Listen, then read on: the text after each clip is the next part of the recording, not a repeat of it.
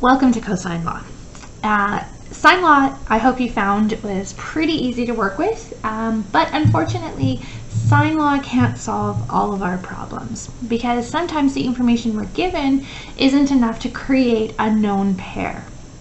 Right? Don't forget we can always use that 180 rule in order to find a third triangle or third angle in a triangle, and then we might be able to figure out, like, take one extra step to get a known pair.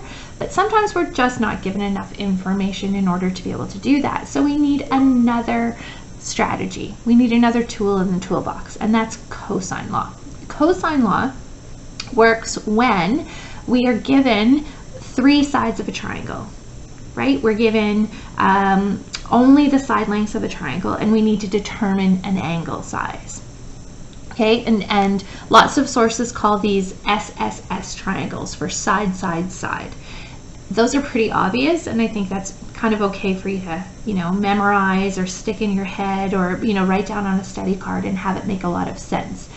The SAS triangles, sassy triangles, are the ones where it might look like we could use sine law, but if you look a little closer, there's no way for us to actually determine a known pair. If we're given this angle here, how can we figure out that side length? We can't, using sine law. And also, if we're given these side lengths here and only one angle, we can't determine a known pair. So we need to use cosine law. Okay, so these SAS, or I like to call them the sassy ones, are really good candidates for cosine law. Cosine law looks a little gross, but it's not, I promise. Once we work through it a couple of times, you'll see that it's really not that terrible to work with. It is a squared equals b squared plus c squared, so that should look familiar to you. Hopefully that kind of, put some lights flashing on around Pythagoras in your brain, because that's exactly where cosine law comes from. I asked you to do some work to derive sine law, or to kind of see the patterns in sine law. We're not going to do the same for cosine law. It's a little bit trickier. The proof for cosine law is it's just a little messy, and it's not terrible. I encourage you to look it up if you're curious, but maybe you could just take a leap of faith with me here, and we could just work with the formula. Write it down on your study card, and what you just need to know is, we could have XYZ triangles. We might have an ABC triangle, but we're looking for angle B, right? We can rearrange these guys kind of however we want. Like, this could be b squared equals a squared plus c squared minus 2ac cos b. It also could be c squared equals a squared plus b squared minus 2ab cos c. It really doesn't matter, and all three forms are in your notes, but you don't need to write down all three forms on your study card. All you need to see is that when we have cosine law, if we're looking for a side length, we're going to put the side length that we're looking for up front here, and this is the angle across from it. We would be given that angle in some way. Okay, and then B and C are the other two sides. Okay, so it could be, if we're looking for x squared in an XYZ triangle, this would be x squared equals y squared plus z squared minus 2 times x times y, right? So this B and C show up here again, and then cos x would be here, right? So this letter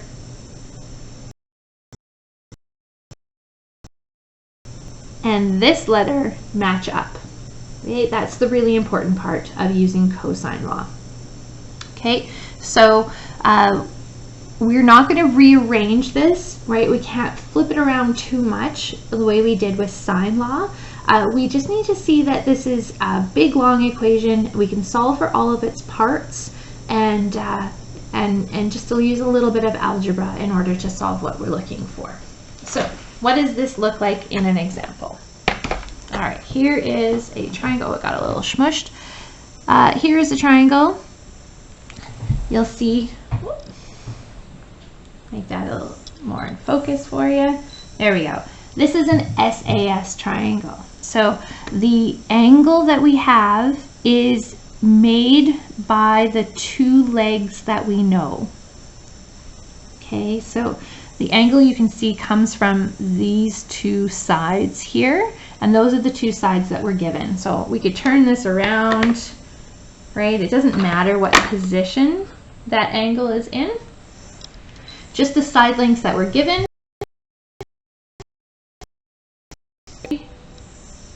There we go. The side lengths that we're given are, oh, this is terrible. Sorry, guys. There we go. The side lengths that we're given make the angle that we're also given too. Okay, so that's that SAS triangle. Oh, this one doesn't want to focus. All right, so let's find the length of CB. And hopefully that you realize by now from lots and lots of practice that CB is also little a, right? It's across from angle A, so we're going to call it little a. So we can set this guy up as a squared equals b squared plus c squared minus 2bc cos a. And let's just put a bracket around cos a when we're writing this out so we can see that it's its own thing, right? Cos a is its own number. And this one we're just going to substitute.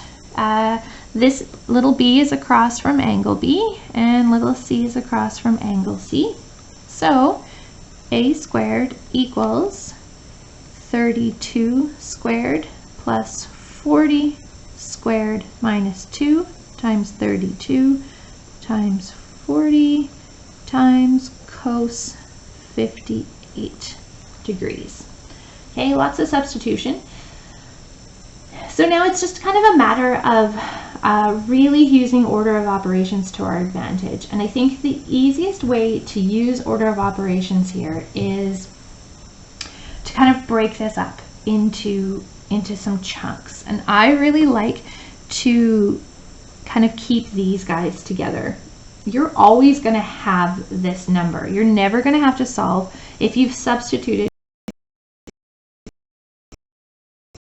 If you've substituted correctly and you've arranged cosine law correctly, you are never going to have to solve for b squared or c squared.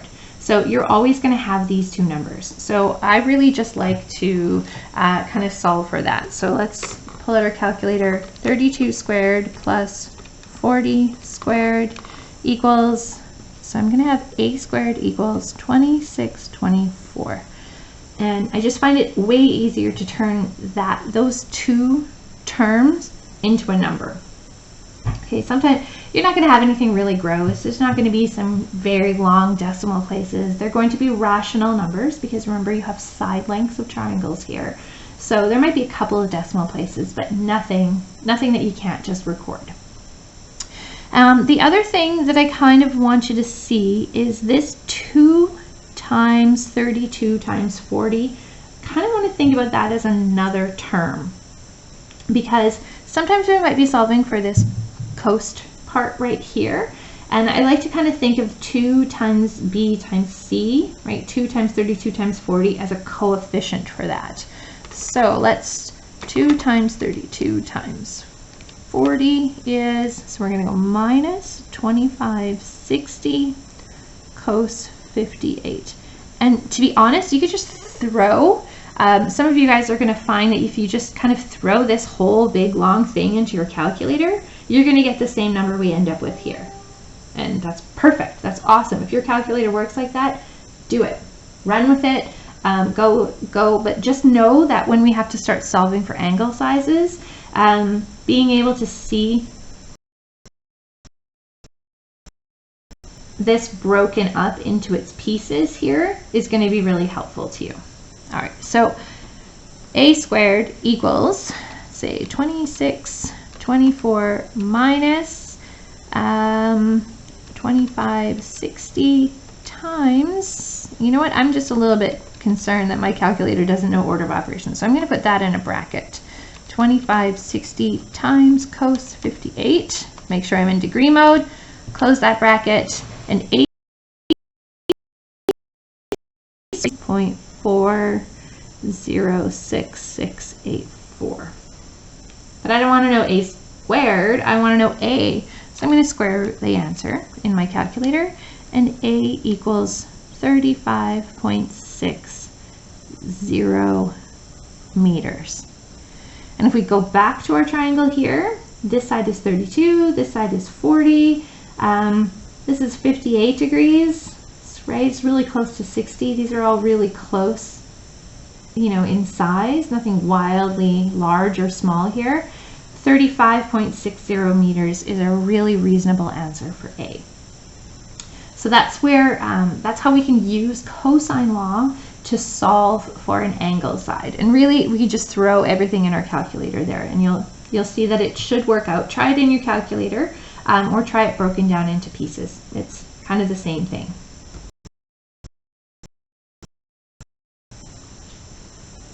Okay, the other example that you have in your notes is to find an angle size using cosine law. And you'll see here that we're given triangle ABC, and it's an SSS triangle. You're given all the side lengths, and you're looking for an unknown angle. Oh, always when I switch boards, it becomes very blurry. Sorry if any of you are getting nauseous at home trying to follow this. So sorry.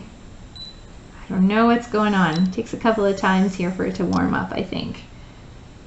Oh, terrible. What is happening?